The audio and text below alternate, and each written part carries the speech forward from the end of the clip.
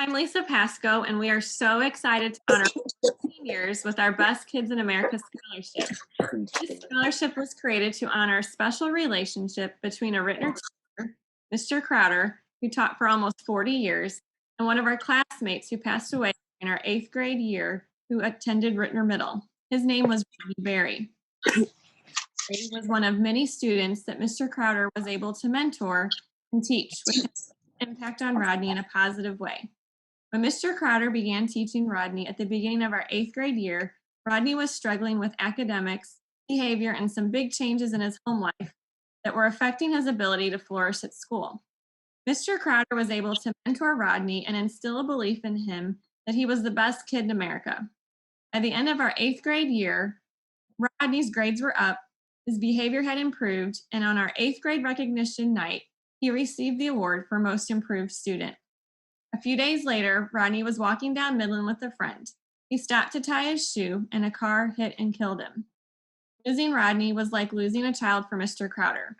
He'd lost one of his best kids in America that day. Years went on, and my classmates and I never forgot Mr. Crowder's special ability to make all kids feel like the best kids in America. Nor did we forget the significant gains Rodney made when a teacher developed a relationship with the student and poured into them. The students we are honoring for this scholarship tonight submitted essays telling us how they have overcome trials in their lives to be graduates this year. After reading the essays, we heard the difficult roadblocks each student was facing in their personal, family, or educational careers, just as Rodney did. We selected students who have shown a drive to reach a goal even with these struggles. Although they have each taken their own path to get here today, they have worked hard to persevere and have overcome these unique challenges. All 6 students will be all 4 students will be graduating this year, and we hope this honor and scholarship will help you know you have always been one of the best kids in America. We hope this helps you continue on with your future educational choices to provide a great career that you are passionate about.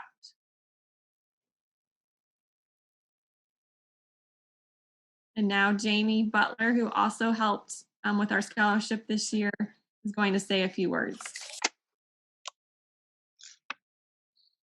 24 years ago, almost to the day, it was our last day of 8th grade.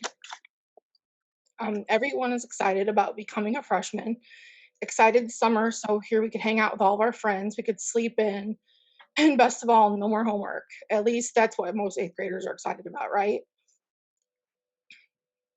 Not long after we began our summer shenanigans, Lisa, myself, and a few other close friends were hanging out at my house one evening, and my phone rings, and I answer it, and I was told that Rodney was walking down Midland on the sidewalk, stopped to tie his shoe right in front of the car washes, and a car was fishtailing another car and went to go around that car in front of it and hit Rodney and drug him 100 plus feet. He didn't make it.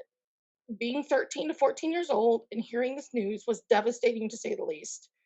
As we began to cry and process the information, I knew what we needed to do. We picked up the white pages. We didn't have cell phones with internets back then, and we looked for Ken Crowder in the phone book. It was approximately 8 p.m. when I made the call with my friends by my side. Mr. Crowder answered, and I began to explain the news. There was silence followed by tears, and we decided to get the class together to do something special once we found out all the arrangement information. Everyone was to keep in touch. Lisa, myself, and the other friends with me that evening happened to be in choir together. We reached out to our choir teacher at the time and took just about 2 days to learn the song "Tears in Heaven" to sing at Rodney's funeral, which was right up on Magdalena Orton's funeral home. It was a memory that will never ever be forgotten. To this very day, Mr. Crowder could tell you what he was doing at that exact time his phone rang, what time it was on the dot, what the weather was like, and the wave of emotions that came over him as if it just happened yesterday. I cannot begin to tell you how prestigious this award is to the winners this evening and how much emotional attachment there is behind it. These winners tonight represent Rodney and should feel honored, accomplished, and so very proud. My hope for them is that they use their scholarship award money to receive a college education in what they are passionate about, to make a difference in the lives of others, and when they walk that college stage and receive their degrees or certifications, that they look back at this moment and remember how hard they worked and how they never gave up and that they are the best kid in America. Thank you. Mr. Crowder? Well, ladies and gentlemen, I'm Ken Crowder, and if that name and this face looks familiar, it's because I taught American history at Ritenour Middle for almost 40 years, and during that time had approximately 4,500 students.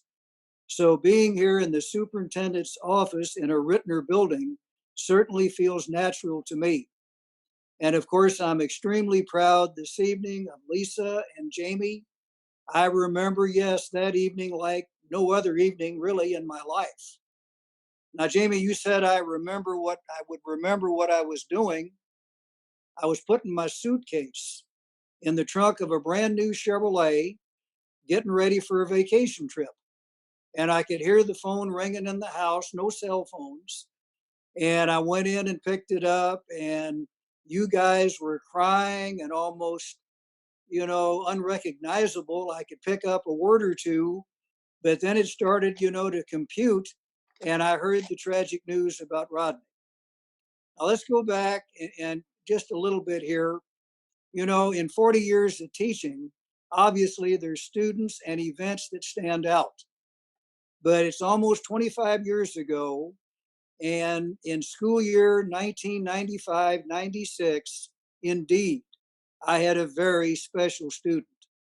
Now, Rodney Scott Berri was all boy. He stayed in trouble almost every day. He especially had problems with lady teachers, and they'd put him out of class, and we had an agreement. Rather than sending Rodney to the office, which was not working, they would send him to me. And I kept Oreos in my bottom desk drawer, and Rodney had come in, get him a handful of Oreos, set over in the corner sometimes most of the school day.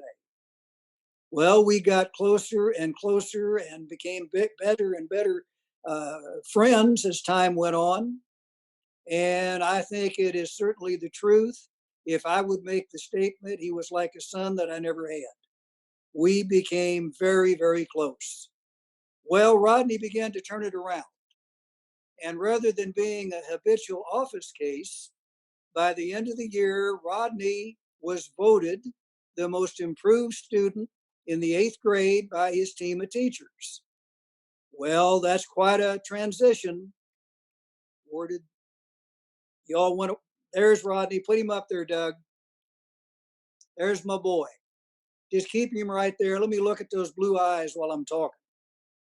Well, anyway, Rodney was voted most improved, and at an assembly in the gym, he came charging down the center aisle, and I put a plaque in his hand that said most improved. Little did I know that evening that about 72 hours later, we would put that same plaque on his chest, close the casket, and take him out to Mount Lebanon Cemetery. In 2016, my former students put together a scholarship in the name of Rodney and myself. And the goal and the target mission of the scholarship was to find students like Rodney that had a rough road in school, that had home problems, that had distractions, that somehow turned it around and got it back on track. We have given away, Lisa, how much money did you say approximately? Lots of money, thousands of dollars since 2016. And this year, we're proud to announce this year's recipients. And I'm going to begin with a young lady whose essay was absolutely so well written. Myah, can you hear me? Yeah, Myah, your essay was absolutely wonderful. And thank in addition you. to $1,000 from this scholarship, the Ritenour Alumni Association voted unanimously to add another $500 to the 1,000. So Aw, you will receive $1,500 to use to further your education. thank I see you. clapping. I wish I could hear it. Okay. Myah, most certainly, congratulations. Thank you. Congratulations. Byron Choc. You're going to receive a $1,000 scholarship to further your education. I wish I could reach out and shake your hand.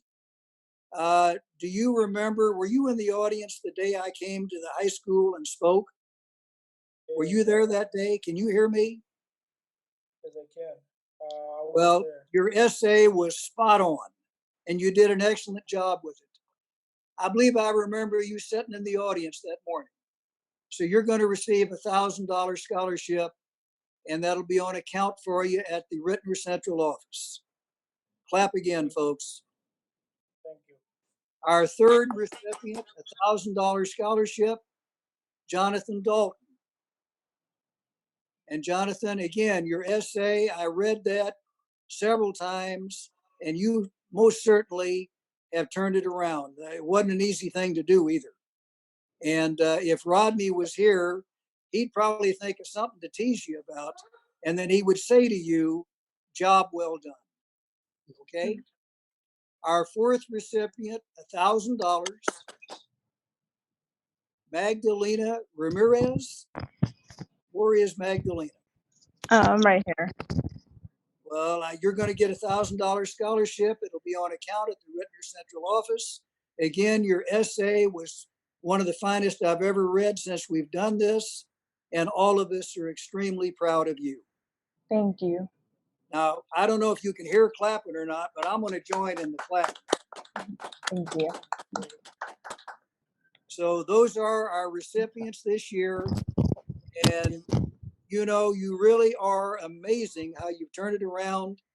And the way I'd like to put it to you, even though I see whiskers and adults, you're the best kids in America. Good luck to all of you. Thank you. Thank you.